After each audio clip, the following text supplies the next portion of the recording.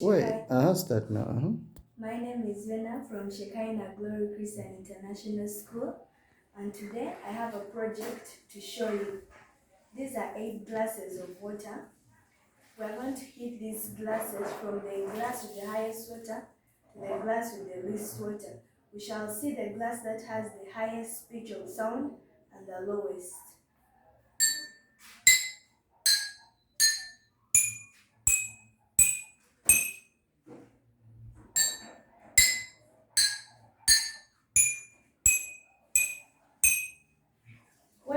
When we heat this glass, the pitch gets low.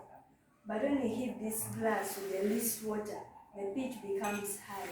Like if we get this glass and this glass,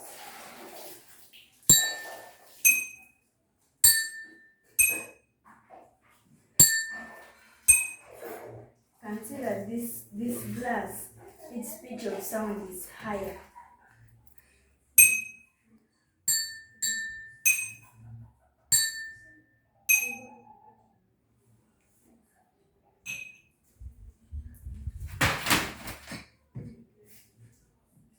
That's all.